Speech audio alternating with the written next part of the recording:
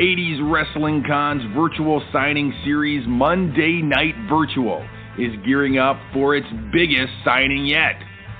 On Monday, March 22nd, from 7 to 10 p.m. Eastern, we sit down with not one, but two very special guests. First is a WWE Hall of Famer, a legend, and the father of a current WWE superstar. We welcome Cowboy Bob Orton. And joining him at the signing table, a man who is doing his first signing appearance anywhere. He's a former WWF host and interviewer, Mr. Craig DeGeorge. This episode of Monday Night Virtual is sure to be full of amazing stories from the golden era of wrestling. For more information or to purchase a photo of either Cowboy Bob Orton, Greg DeGeorge, or both to have personally signed and given a personal shout out on Facebook Live, visit 80'swrestlingcon.com. That's 80'swrestlingcon.com.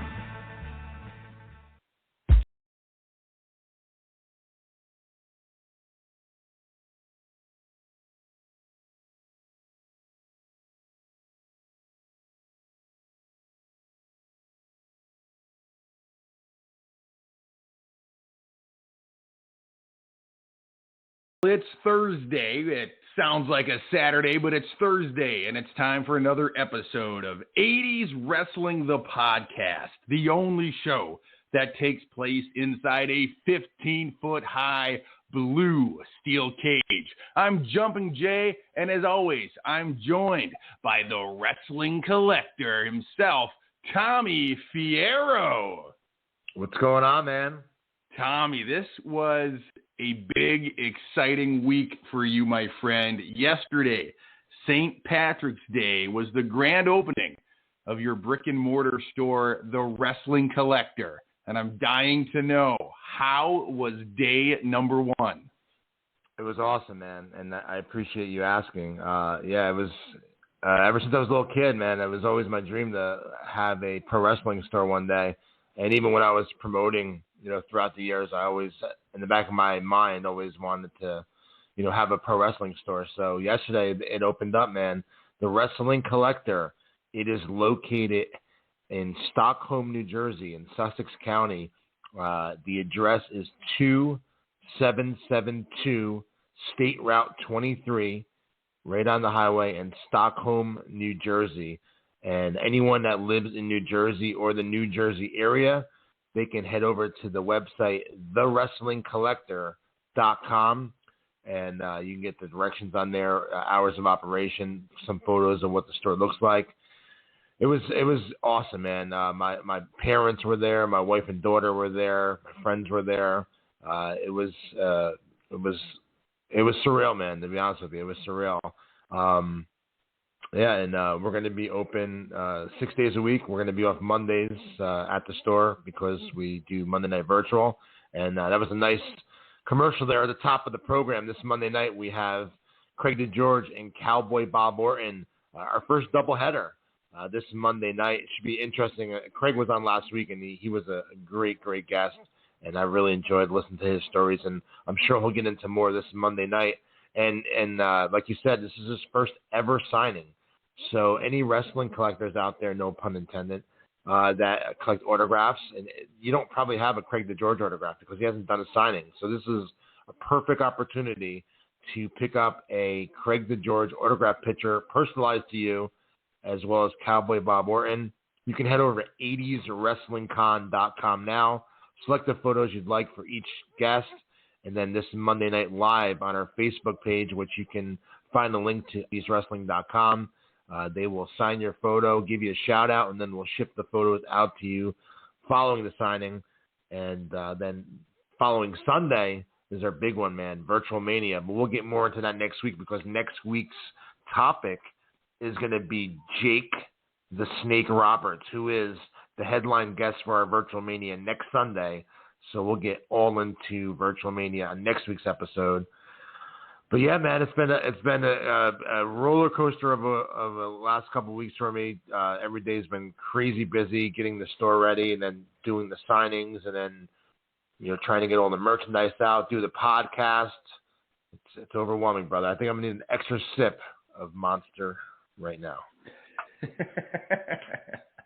Well, I know firsthand all the hard work that you put in behind the scenes to make all of this work. It's a lot of work to do a virtual signing. It's a lot of work to do a podcast. It's a lot of work to open up your own business. You're doing it all at once. Nobody can blame you for cracking a Monster at this hour of the morning, Tommy. You deserved it. You talk about the big blue steel cage, and that is very fitting for tonight's episode of 80's Wrestling, the podcast. We're going to talk all about Saturday night's main event, and our podcast, we try to keep it right at an hour because any longer you lose people's attention, and people are busy, don't have more than an hour really to sit down and listen to something. So we try and keep it around an hour, and obviously we're not going to be able to hit every major moment of Saturday night's main event in the next hour because there were so many. But you mentioned that blue steel cage, and I think we should start there, Jay, because when I think of the big blue steel cage, I think of Hulk Hogan. Well, obviously I would think of Hogan and Bundy from WrestleMania 2, but for Saturday night's main event, I think of Hulk Hogan and Mr. Wonderful Paul Orndorff. The photo finish, one of the greatest finishes ever, in my opinion. It's a classic match, and the photo finish just adds that little something extra to it. And that's a finish that they've gone on to try to mimic or to redo in different matches throughout the WWE kind of the history. There's been a couple matches like that, but this is the one that sticks in most fans' minds that were around at this time. And that match between Hogan and Orndorff in the steel cage, that was the first televised cage match that wasn't on a pay-per-view. So this is on regular TV where moms and dads and grandparents and everyone across the country are seeing that blue steel cage, that great match. And I know as a youngster, you were a big Paul Orndorff fan. So I got to know, where was your alliance during this match? Oh, it was with Hogan, man. Once Orndorff turned on Hogan, man, my heart was broken like all the other little Hulkamaniacs out there.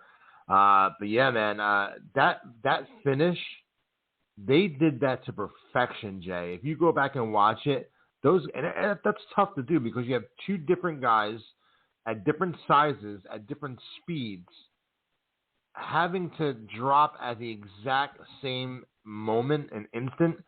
Bro, they did it to near perfection. You go back and watch that photo finish, it legit is a photo finish. And that's tough to do if you think about these two guys that are probably very fatigued at this point because they just worked a long match. And Hogan's a 300-pound guy, and Orndorff's much more leaner than he is. But for those guys to be able to fall at the exact same second when they're on opposite sides of the ring, they're 30, 40 feet apart from each other, but they can still do it at the same time. That was so impressive. You know what is impressive, and as you're sitting here talking about the size difference, I never really thought about that before. But yeah, you have two different heights, two different weights. You're fatigued, like you said. You can't see each other's feet once you drop below the ring apron. And so what a risk to try to pull that off, because you're right. If it wasn't a photo finish, it would have blown the whole spot. But the fact that they were able to come down at the exact same moment, prompting them to restart that match, what an incredible twist to that match.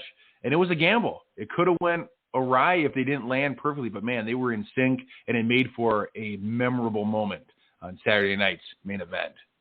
Absolutely. And when you think of Saturday night's main event, you think of Hulk Hogan because he had so many unbelievable moments on that show. And I'll tell you what, Jay, that song at the top of the podcast today, that song still to this day gives me goosebumps because I think of me as a little kid sitting in my living room watching Saturday night's main event. And I remember as a kid, I'm sure all you guys do as well,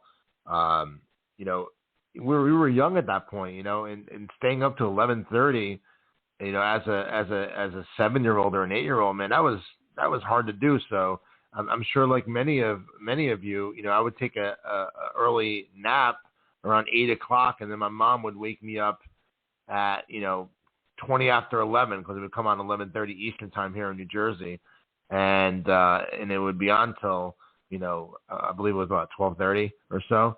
But I just remember always taking a nap and then waking up and watching it. And what stands out to me first, I think, of Saturday Night's Main Event was the opening interviews that would play at the top of the program.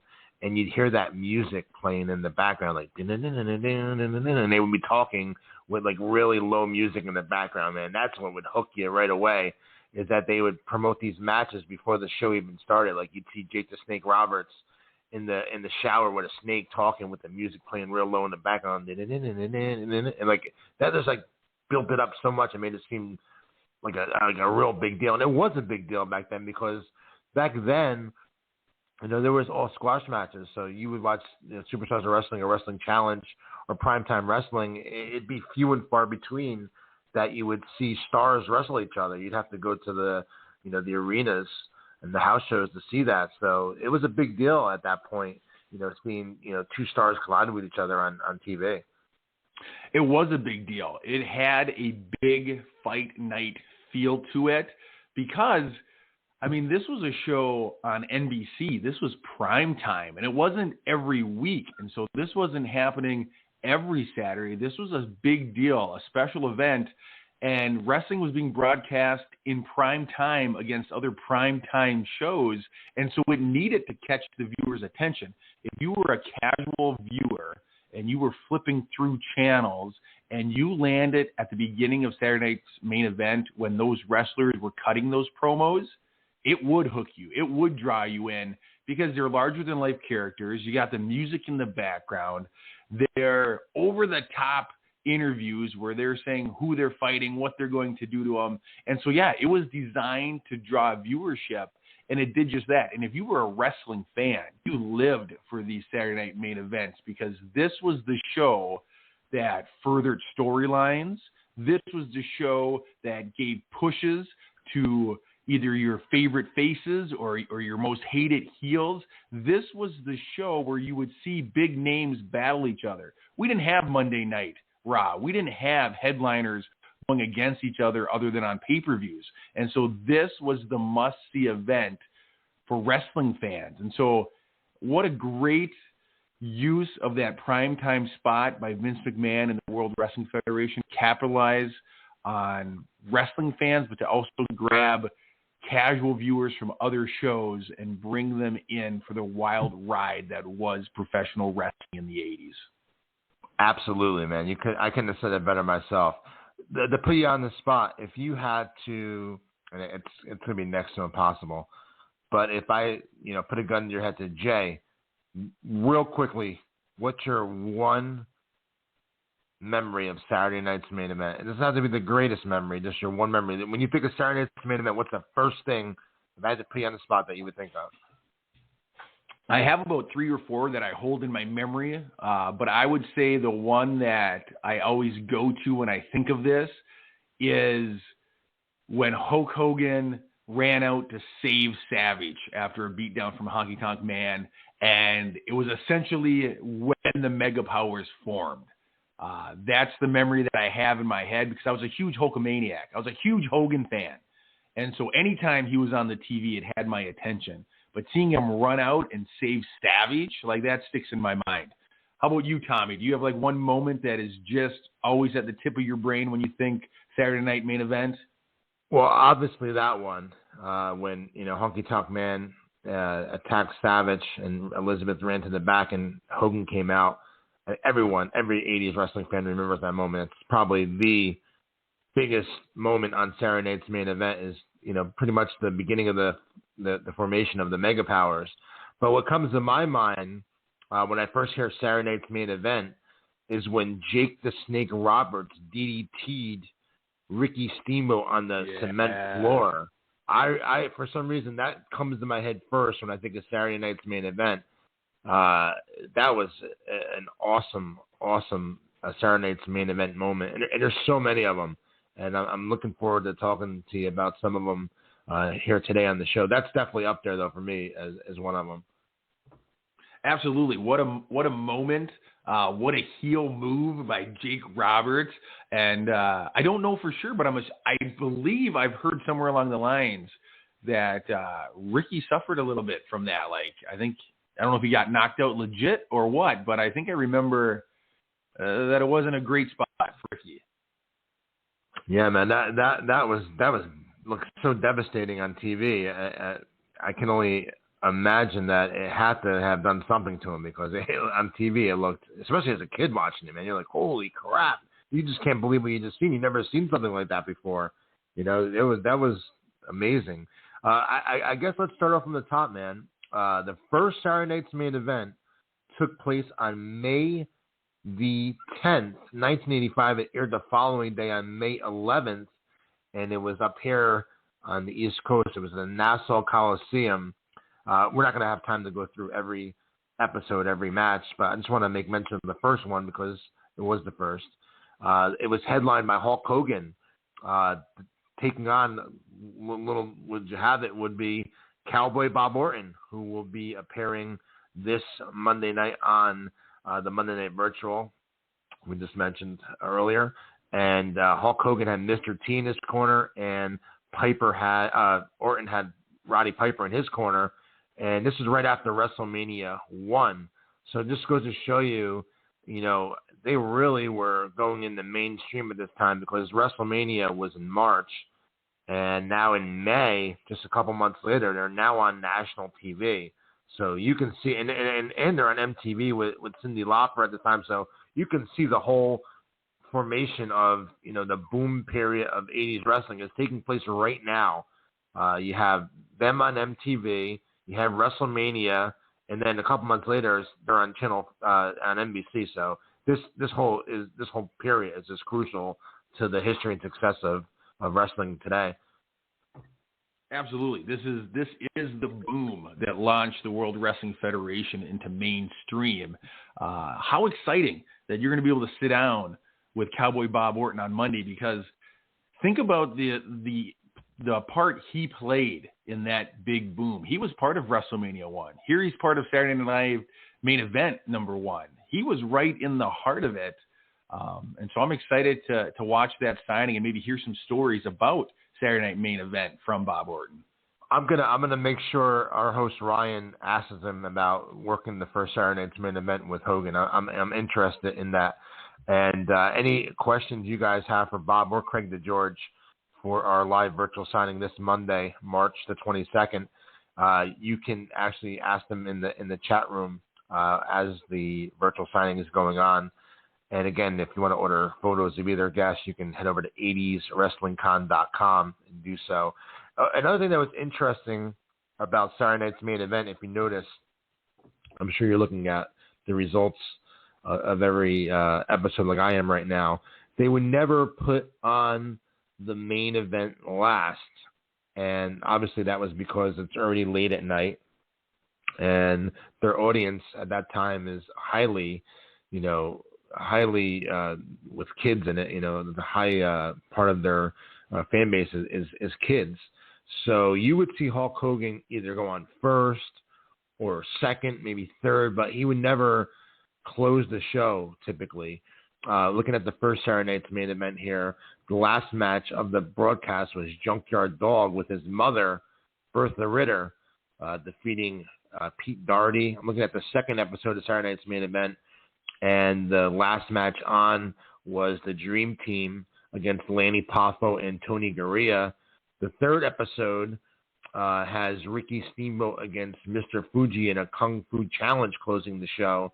So you can get the picture here. They never really closed the show with the big match. They would usually start off the show with the big match or second or so. But interesting format.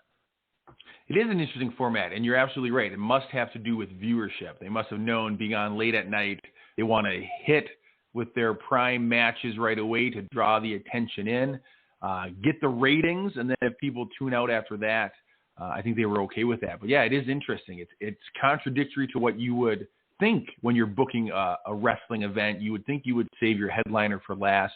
But yeah, Hogan routinely went on first or second or third with a different match, so-called main eventing or closing out the show. Interesting format, but yeah, it had to be a ratings motivated decision, but it worked because yeah, if you're staying up that late, you're staying up for Hogan, and so you want to hit that right away, get the viewership captured, and then go on with the show from there. But tremendous show. Love the format, love the big fight feel of it, love what they did with it. And so let's start talking about some of your favorite moments, Tommy. Do you have anything other than the Hogan Macho Man and other than the Orndorff Hogan cage match that comes to mind as one of your favorite moments of the show? Oh yeah, man. I have several. Another one, talking about the big blue steel cage. I'm thinking about Hulk Hogan and the Big Boss Man. They had an awesome steel cage match. They always worked really well together. But as a kid, I remember being blown away when Hulk Hogan superplexed the Big Boss Man off the top of that cage, man. It just looked absolutely, even to this day, you watch it as an adult, it looks absolutely phenomenal. It does, and this is from an era where you don't have the crazy high spots that we've become accustomed to in wrestling. And so when somebody the size of Big Boss Man, Hogan, suplex off the top of that cage, like that was the high spot of all high spots for that time period. And so when you saw that, your mind was officially blown. Like you could not believe that they just did that inside the ring. That is one of the top 10 moments from Saturday night's main event for sure. I just want to know, Tommy, you're a fan of Golden Age wrestling. So am I. For fans of our generation, that blue steel cage holds kind of a soft spot in our heart. I miss the old blue steel cage. What is your feelings towards that 15-foot blue steel cage that you remember from your childhood? It was awesome, and I wish they still had it today. It was just so impressive looking. And again, I think back when I hear the big blue steel cage, I think of Hogan and Bundy from WrestleMania 2. I think of Hogan and Big Boss Man, like I just mentioned. Hogan and Orndorff, Hogan and Andre. They had a steel cage match, and it was part of our childhood. That big blue steel cage. And, yeah, man, I think it looks so much more impressive than a regular steel cage. I wish that I don't know why they didn't keep it around. There had to have been a reason why. But I think that played a big part in making a steel cage match look even more, impressive than it actually did. Just the structure of it, the way it looked, being blue instead of being a steel color. I think it was awesome, man. It was awesome, and I miss it too. And so I love when we're doing research for like this episode and you're looking at these photos of the old blue steel cage. Yeah, it brings you back to a better time in wrestling, and you miss it.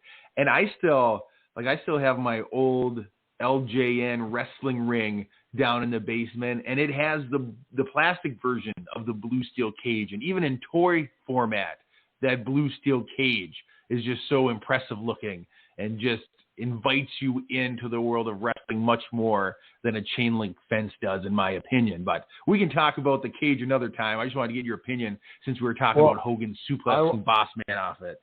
I would like to continue talking about it because you just mentioned that you have that steel cage in your basement with your LJNs. What I think you should do is after this episode, you should go down to your basement, bring a box with you, put the ring and the cage along with all the LJNs you have as well. Put them in the box. After that, you're gonna fold the box up, get some packing tape, and then put the tape over the box. Yep. And then text me. I'll give you my address and ship them up here so I can have them in the Wrestling Collector store. We'll postmark that Wrestling Collector and send it off, huh? Jay, I want to make mention real quick, man. Last week we were talking about our goal was to break the top 10 as far as the top 10 most listened to pro wrestling podcast in the United States. And guess what, man? We did it. We were as high as number 9 last week with the Craig DeGeorge episode. And again, it's just mind-boggling to me because as of last week, we're 9 episodes in, and we're the 9th most listened to pro wrestling podcast in the United States. And in other countries, bro, we are number 1. We were number 1 in Netherlands last week. We were number 1 in Denmark last week. We were number 1 in all these different countries, man. It blows my mind the reach that we have with this 80s wrestling audience, man. I guess they dig their 80s wrestling and they want their 80s wrestling. They dig their 80s wrestling. That's it. It's mind-blowing to know that we are ranking that high. And like you said, it has to do with the fans of 80s wrestling, and they're just hungry to relive some of these moments. And last week's episode with Craig DeGeorge, if you're a Golden Era's wrestling fan, that's a must listen to because Greg was telling some stories. His memory is sharp. He remembers everything. And so the stories he was telling immediately brought you back to that place and time. And that's another reason that this coming virtual signing is going to be so entertaining because you got Bob Orton, who was part of some of the biggest matches of the era. And then you got Craig DeGeorge, who was working behind the scenes alongside these superstars during that era. The stories that are going to come out of Monday's signing, I am just beyond excited for. 80s wrestling fans are the greatest fans on earth. They love listening to the podcast. They love the signings. That's what it's all about, man, reliving this era of wrestling. I actually had a couple customers that came into the store yesterday, and they were telling me, I forgot to tell you this off the air, they were telling me how much they loved the podcast, which was awesome, man. That, like, customers coming in the store on the first day were like, I know one guy goes, when he walked in, says, "Hey, welcome to Wrestling Collector. How'd you find out about the store?" He goes, "I know that voice. 80s Wrestling the podcast." That was cool. That was cool that he said that was like the first thing he goes, "I know that voice. 80s Wrestling the podcast." I know that voice. Yeah, that's very cool. That's very cool. Let's get into another one of the moments I remember most from Saturday Night's Main Event. This is a good one too. Is when Mr. Perfect destroyed the WWF World Heavyweight title. Dude, this is one of my all-time favorite moments in wrestling. Mr. Perfect, originally from Minnesota. I'm from Minnesota. He was the first, as a kid, he was the first bad guy that I secretly liked and secretly rooted for. There was just something about him that caught my attention. Perfect. He was perfect. I loved his character. I loved his matches.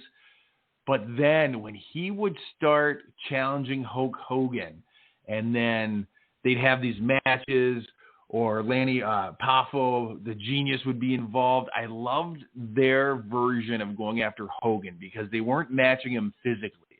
They were matching him with wits. And so then when they stole his title and he took that hammer and on television, he smashed it and the belt shattered into all these pieces. I lost my mind as a kid. I had no idea what was going to happen next because in your mind as a kid, there's one championship belt. This is the one. And now it's smashed beyond recognition. Like they had me hook, line, and sinker on this angle, and I loved it. Tommy, what was running through your head as a young Hulkamaniac when the Genius is standing there with Mean Gene and Mr. Perfect grabs the hammer and destroys the Winged Eagle? Revenge, brother! Revenge, man. And how about the following episode? I believe it might have been the following episode, was Hulk Hogan actually losing to the Genius. I think it was either a DQ or a count out, but he lost the match to the Genius. Can you believe that? Listen, I at the time, no, you can't believe it because Hogan beats the biggest and baddest foes in the world of professional wrestling, and now he's losing on a big-time match to the Genius, who was not getting the kind of push that Hogan was in the 80s. He wasn't a main event tier guy. He was more of that mid-car, entertaining type of character. But here he gets a win over the biggest thing in the world of professional wrestling. Looking back, I love it. I'm so glad that they did it because it was just one of those ways that they were getting underneath the skin of Hulkamania. They weren't trying to overpower him. They were just trying to get under the skin. And those two together, perfect and genius, an amazing team to get under the skin of Hulkamania. I absolutely love it. Actually, I take it back. The first match, it was a three-match series on Saturday Night's Main Event, and it stretched from November '89 all the way to April 1990. So the 3 Saturday Night's Main Events in a row. It started off with the Genius defeating Hulk Hogan by countout, and then the following Saturday Night's Main Event, it was Hulk Hogan and the Ultimate Warrior defeating Mr. Perfect and the Genius in a tag team match.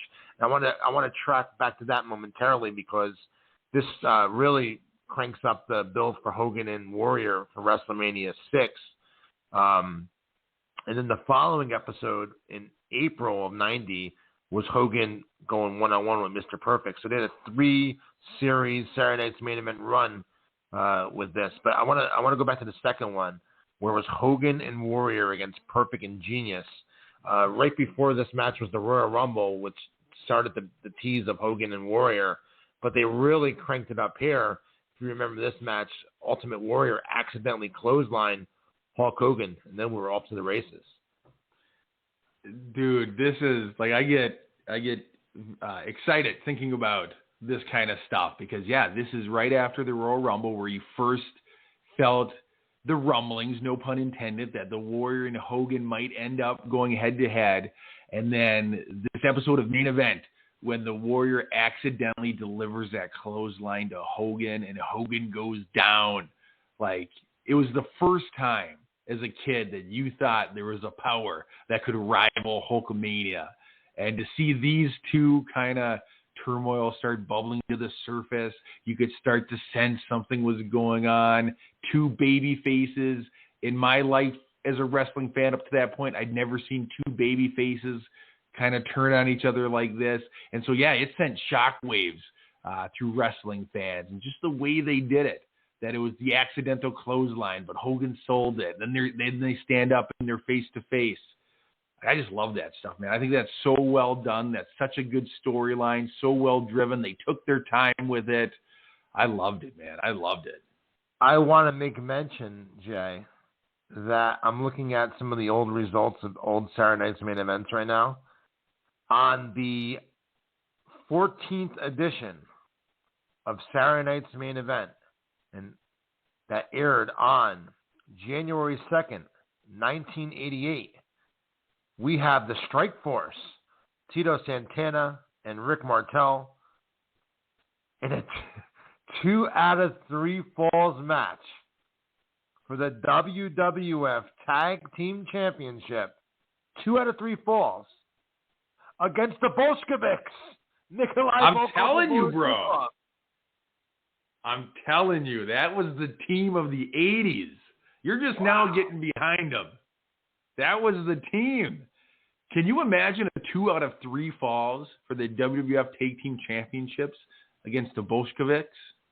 Oh, wow. That's incredible. If you weren't reading that right now, if someone walked into the Wrestling Collector and just said, "Hey, do you remember that Saturday Night Main Event episode where the Bolsheviks went 2 out of 3 falls with Strike Force?" You would have that never happened. I would never, unless I didn't read the results just now, I would never remember that. You never thought that happened. I think that calls for a Bushwhacker Luke impression. What do you think? Yes, go for it, man. Absolutely. Because also on that show was Jake the Snake Roberts defeating Sika. Whoa, yay! And Hulk Hogan defeated King Kong Bundy with Andre the Giant in his corner on that episode as well. So many classic memories and moments if you're scrolling through all the matches of Saturday Night's Main Event.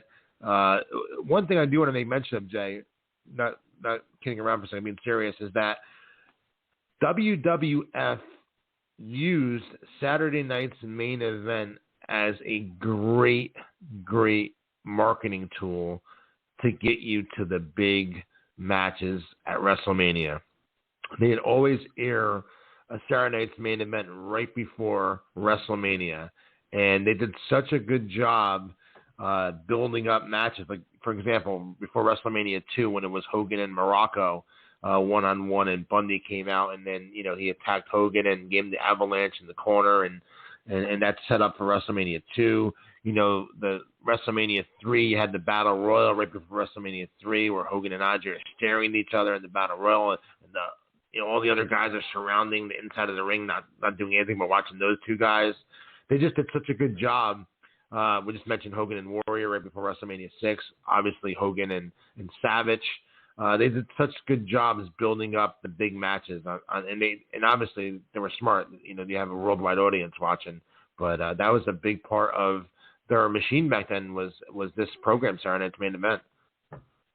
It was, like you said, it was must-see TV, going out to every home across the country. This was their one time where they could get everyone to have their eyes on the product, and they did not waste it. You were absolutely right. They would make big moments on this show that made people interested in purchasing the big pay-per-views, the WrestleManias. This was their chance to come into every home across America, grab people's attention, get eyes on their product.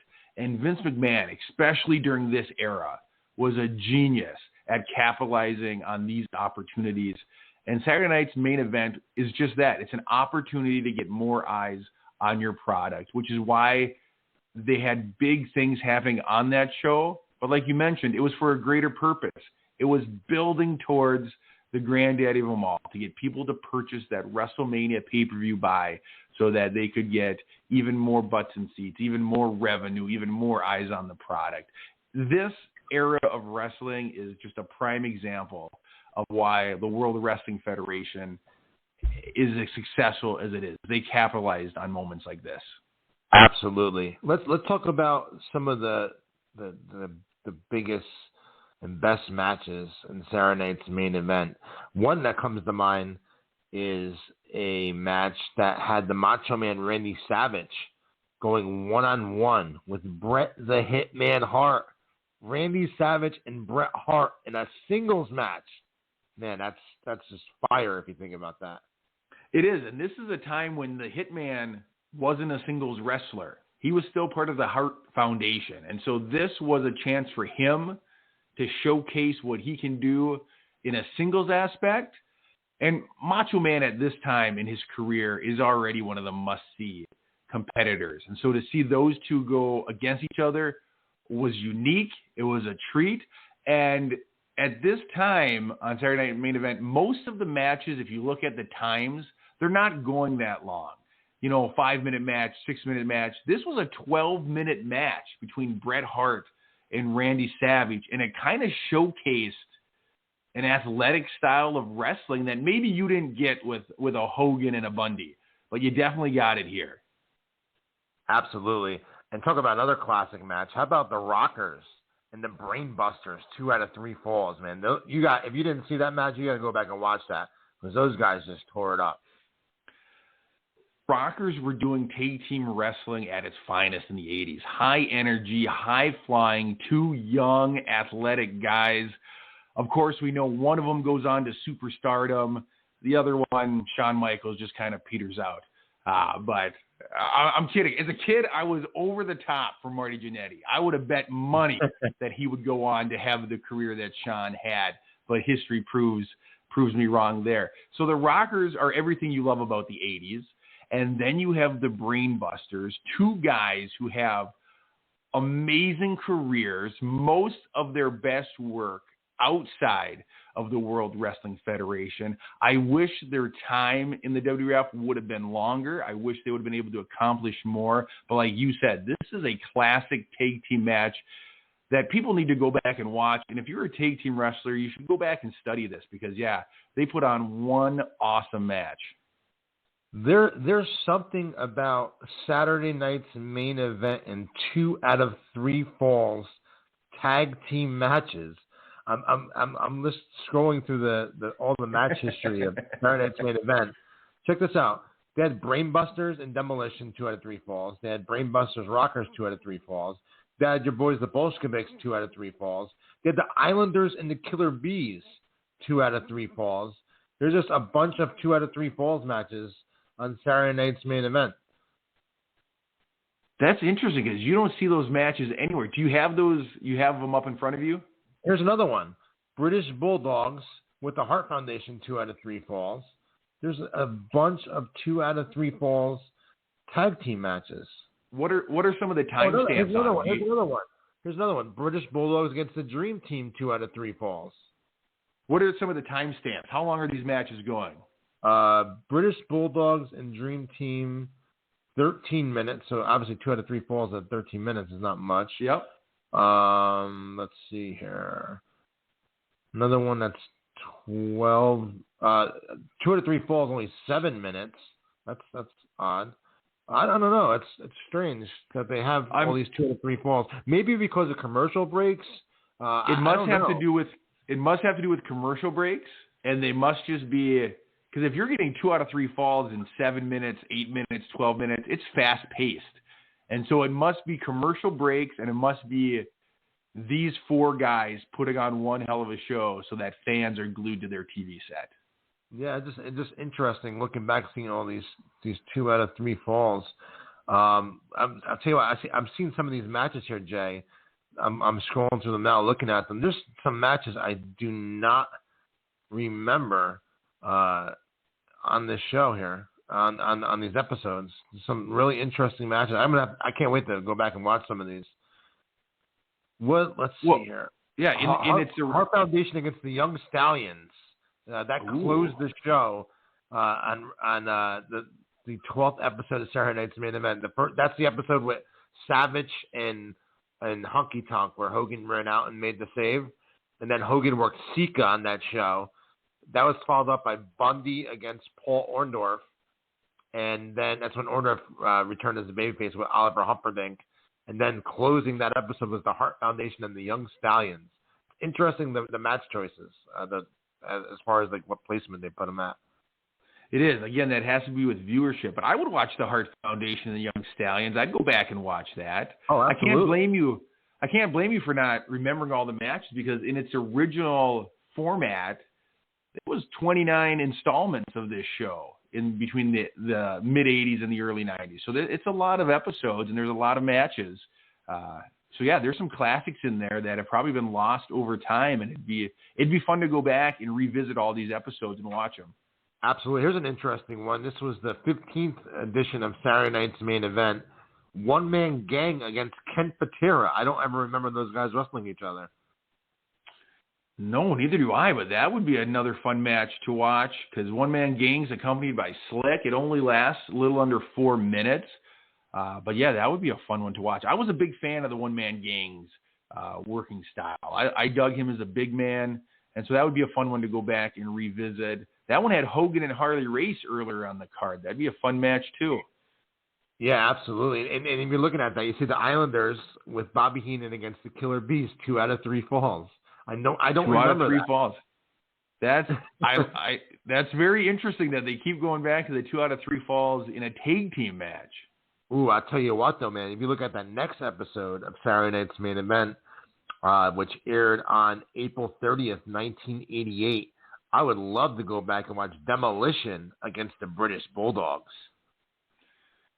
That would be a fantastic tag team match. This one is not 2 out of 3. This is just a straight 1-fall match, and it's got Demolition going over via disqualification. But Davey Boy Smith and Dynamite Kid against Axe and Smash, I would definitely go back and rewatch that. Absolutely. Also on that episode was Rick Rude against Coco Beware. I do remember that. Again, Rude and Coco closed the show, so it's interesting the match lineup and their reasoning behind it. What do you think about them? Not to fast forward, but what did you think about them when they brought back Saturday Night's Main Event? So obviously they did it from 1985 to 1992. They didn't bring it back to 2006. Now, I remember when they first were talking about bringing it back, I remember just being so excited because, Saturday Night's Main Event was such a huge part of my childhood. So even in 2006, I'm an adult, but I'm excited for the fact that they were going to bring back Saturday night's main event. And in my opinion, it is totally, I don't want to say drop the ball, because I think that should say a lot, something worse than that, because they have a golden opportunity to be on network television on a Saturday night. And what they put together, just in my opinion, I think it was a waste. I think that they had a great opportunity and they totally didn't capitalize on it. You know, I would definitely agree with you, and I'm inclined to say anytime you have something that was so magical and that people love so much, anytime you bring it back, initially there's going to be excitement because people are thinking you're bringing back the thing that they love. But 9 out of 10 times you fall short and you don't recapture the magic. And this is a case where they did not recapture the magic. And so if you love the original installment of Saturday Night's Main Event, you were excited it was coming back, and then you were disappointed that the product they were showing you didn't live up to what you remembered watching as a kid. And so I'm glad they at least had the idea of bringing it back. But yeah, like you said, they dropped the ball. They didn't deliver the magic that is Saturday Night's Main Event. And so when people think about this show, they don't think about the relived 2006 to 2008 edition. They think about the golden era of the 80s and the early 90s. And so, yeah, I'm with you. It just didn't live up to what you remember. They dropped the ball. It didn't capture the magic that it could have. And so, sadly, it just wasn't something that had legs to last. You know, I want to make mention of a couple of the early episodes of Saturday Night's Main Event. Something that always stands out to me that I remember, which I should have mentioned at the top when you said what stands out to you, was the Halloween party episode of Saturday Night's Main Event, where Iron Sheik is dressed up as Batman. You have Macho Man and Elizabeth dressed up, Captain Lou Albano. That was fun stuff. That's the stuff that captured our heart. That's the stuff that captured our imagination. How about Uncle Elmer's wedding on Saturday Night's Main Event? How can we forget that as well? And I want to make mention real quickly that I kicked myself in the butt after our theme song episode of 80's Wrestling, the podcast, when we did not make mention of Don't Go Messing with a Country Boy, because that should have been on our list as one of the best theme songs of 80's Wrestling. That should have been on the list. You're absolutely right. And I'm just scrolling through the list of songs I have downloaded to see if I happen to have saved that one or if we got deleted. But you're right. Saturday Night Main Event, they did things like the Halloween party. They did things like the wedding. They did things that you wouldn't see on other syndicated wrestling shows that we were accustomed to watching at the time. And so there were these unique things designed to capture the eye of the casual viewer. But if you're a wrestling fan, you're all in. Like that Halloween party you mentioned, like just thinking back to like Rowdy Piper as Superman, and just moments like that stick in your mind. And I wouldn't have necessarily remembered that it was part of a Saturday Night Main Event, but you're absolutely right. It was. And so those extra things that they did to bring attention to the product, they just don't do things like that anymore. That's part of what made that era so special. I just found another 2 out of 3 Falls tag team match. The British Bulldogs against Iron Sheik and Nikolai Volkov, 2 out of 3 falls. I'm telling you, man, there must have been some magic with that. Somebody's in the planning meetings throwing out 2 out of 3 falls for tag teams. I want to go back and watch Ricky Steamboat and Mr. Fuji in a Kung Fu challenge. I think I'm going to watch that tonight. Do you remember that match?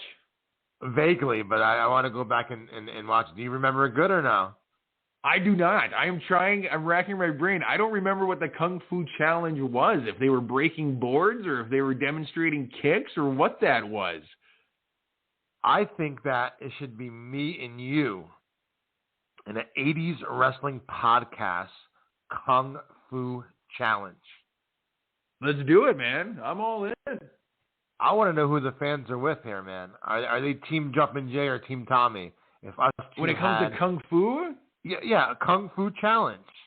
I gotta know some facts here, man. Do you have any Kung Fu training in your background? What am I getting into here? I don't, but I was a good bowler when I was in high school. You know, I've heard Bruce Lee say that the one skill that crosses over into Kung Fu is bowling. And so... Did he really say that? No, he didn't. I don't think he said that. No. All right, man. I'm all in. Let's do a Kung Fu challenge here. Let's find out what it is, what we have to do. And then we'll relive the Saturday night's main event Kung Fu challenge between Steamboat and Fuji here on the podcast. That's awesome, man. Anything else you want to talk about? Let's any housekeeping things we can talk about here on the show. I know next week's episode we're gonna talk about Jake the Snake Roberts, his career, to build up next Sunday's Virtual Mania. There's so many great Jake the Snake Roberts memories and moments in the WWF, and he was obviously one of their top heels and baby faces during that whole boom period of wrestling. So we have a lot to cover next week with Jake the Snake Roberts. This should make for a very interesting episode. That'll be a very interesting episode. That'll be a very fun episode because everyone has memories of Jake the Snake. Everyone has favorite moments of Jake the Snake. Everybody looks to him for his incredible promos and just the realism that he brought to that character and to his matches. And so I'm looking very much forward to talking about Jake the Snake Roberts. I think as a kid, you'd put him, as one of your top 3 baby faces or heels at the time that you just loved to watch. Anytime you went to the store looking at action figures or merchandise, his face was always plastered on a good chunk of it. And so, yeah, he's one of those main characters from this era that everybody remembers and everyone loves to talk about it. So definitely looking forward to that. I think the biggest thing, housekeeping-wise, that we have is the news around 80's Wrestling Con's virtual signing series. You have some big signings coming up, things that I'm excited to watch. I got to believe you're excited to be there in person, to meet these guys. One of the biggest ones you've done to date, a doubleheader, a 2-person signing, and it's happening this Monday. Behind the scenes, Tommy, are things falling into place? Are you ready for Cowboy Bob Orton and Craig DeGeorge? Well, let me tell you something, Jay. Sign it if you're going to sign it. I'm still talking about the Kung Fu Challenge here, brother. I got the contract out to you. It's in front of you. Sign it if you're going to sign. Bro, I would have done anything for you, brother. Just sign it. We gotta have a show where all we do is you just relive some of these iconic promos that wrestlers have cut. I'm just going to come with a list, and I'm going to act like Mean Gene, and I'm going to throw you a question, and we're going to see if you can reenact. Because so far, you're spot on with all this stuff, man. I can't wait to next week's episode. Let's do it right now. Hit me with a couple right now. But to answer your question quickly, yes, we're ready for this Monday night. We're looking forward to Craig DeGeorge and Cowboy Bob Orton. It should be a lot of fun. Okay, so this is just like I'm interested as a wrestling fan. Now, I got to believe that you can get your hands on plenty of Cowboy Bob Orton merchandise. He's got action figures, trading cards, photos. He's been on magazines. So there's a lot of stuff, if you're a collector, that you could have a Cowboy Bob Orton sign. But Craig DeGeorge, there's not a lot of merchandise. And so this might be people's one chance to get a piece of autographed merchandise from him. Their best option, of course, is to go to 80'swrestlingcon.com and to get an 8x10 photo from you that Craig will sign and send out. Other than a photo, have you guys seen any Craig DeGeorge merchandise be mailed in for this signing? I can't believe there's any that would exist. No, there isn't. I think if I can get the opportunity between now and Monday, my schedule is absolutely bonkers right now, so I don't know if I'll be able to, but I would like to see if I can get something as far as, some baseballs or some hockey pucks, because he announces for both, the Florida Marlins, and he does hockey as well. So it'd be pretty cool to have him sign some of that, because there isn't any merchandise out there of him, just so there is something of him signed. So if I can get the opportunity between now and then to go get that stuff, I think that would be a nice, cool little thing to have for Monday. maybe for the auction at the end. That would be a nice touch because he has gone on to have a really good career in pro sports broadcasting. And so if you could get a baseball signed by him, that'd be a unique piece of memorabilia because it's his autograph, so it harkens back to the golden era of wrestling, but it also is a nod to what he's probably most better known for nowadays is his work in Major League Baseball and hockey, like you said. Absolutely. All right, man, here's what I want to know. Can you give me just a little bit of Macho Man Randy Savage talking about his cup of coffee in the big time? Do you remember that promo from Savage? Absolutely, but I want to cut a promo. I'm putting you on the spot here. Can you give me a little Savage? I don't want to talk about coffee, man. I just drank a whole thing of Monster, man. I'm revved up to go. I want to cut a promo on someone. Give me someone, anyone. Oh, all right. So you just want a heel to cut a promo on. Yeah, give me someone, or give me a topic. Right. Give me an angle you remember, something, anything. All right, let's do.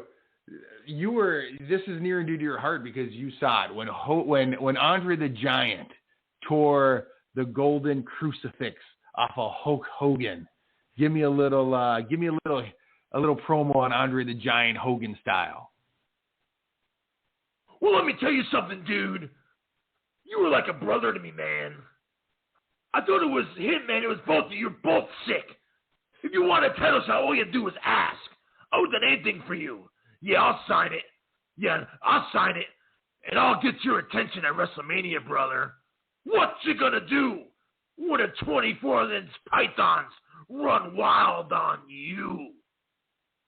That's pretty damn good, man. That's pretty good. I like that. I like that a lot. Why don't you give me a little... I'm not talking to Andre, dude. Once you get into character, you don't come out. I love it. I am so sleep deprived from working the last several months on getting this store ready, doing the signings, I've lost my mind, man. I'm sorry. I apologize. No, that was very solid. I'm not kidding. I think we need to dedicate a podcast episode to just some of the promos and just listen to you relive them in all their glory. I had several listeners, by the way, sent me messages saying that they loved my Iron Sheik voice. So maybe we can close out the episode with a little Iron Sheik promo. Listen, I am 100% backing them. Your Iron Sheik imitation is dead on. Like, I'm a fan of that one. The only one that I questioned was the Bushwhacker Luke, and I'm coming around to it. The more I hear it, the more I just appreciate it for what it is. But no, your Iron Sheik is solid. First of all, I'd like to say hello to all the wrestling fans all around the road, Baba. USA, and remember the real champion. Iron Sheik, AAU Golden Limpet Champion. Iron Sheik, Road Wrestling Federation Tag Team Champ. And the Iron Sheik, the WWF, the real champ. Not that jabroni, Hollywood blonde, Hulk Hogan. And if you do not listen to the 80's Wrestling, the podcast, brother, Hulk 2. That's all, Baba. Now I'm upset. You don't like it, the Saturday Night's main event? You don't like it, the Arvachero signing, Baba? You don't like it, the Bushwhacker looking voice? Fuck you, motherfucker! Yeah, fuck you, Jay! I don't care. Freaking mind. Oh my God, that's it. Let's go home, brother. Let's go home. Goodness. I literally have tears rolling down my cheek, man. I've lost my mind. Oh my goodness! Please tell me your wife is in the next room. Oh, thank God she's not. I'd be packing my bags with soda, brother. Oh my God, I've lost my mind. I'm sorry. Oh my word, dude. Oh, I have tears rolling down my cheeks. That was incredible. Dude, I finally snapped. I lost it. I'm so sorry. No, man, that's a sign. Listen, that's a sign that you're living in a world surrounded by 80s wrestling when you can go into an Iron Sheik promo at the drop of a hat and go on for it. You went on for that might have been 30, 40 seconds of just solid. That was amazing. I apologize. No need to apologize, man. That's gold right there. I love it. That's gold. All right, man. Like you said, we're rounding third, or maybe we've already rounded third. I don't know, but we're about to go home, and so let us know, man. What is going on? You're opening up the Wrestling Collector today again. So if you're in the area, you can swing in person. If not, you can visit thewrestlingcollector.com. You have a huge signing coming up this Monday, March 22nd from 7 to 10 p.m. Eastern on your Facebook Live. You can go to 80'swrestlingcon.com for all the details on that. What else is going on that we want people to know about, Tommy? That's about it, man. Anyone this weekend that stops into the Wrestling Collector, again, you can see our hours of operation on thewrestlingcollector.com. Anyone that comes in this weekend and requests me to cut a promo on them Iron Sheik style, I will do it. I will do it, not that loud, and not if my wife and daughter are there. But if you do come in this weekend, the opening weekend for the Wrestling Collector, and say, hey, man, can you please do an Iron Sheik impersonation for me? I'll do it. Listen to that. That's a deal you will not find any other place. I can guarantee you that. Tommy going above and beyond for 80s wrestling fans. I love it. And I guess I could close out the broadcast I would do every week. And it would be, I'd like to every wrestling fan to have a very good weekend, Baba. And we'll see you here next week when we talk about the Jack of the Snake. And until then, Baba, this is the Iron Sheik, and you're listening to It Is Wrestling, the podcast. Exactly.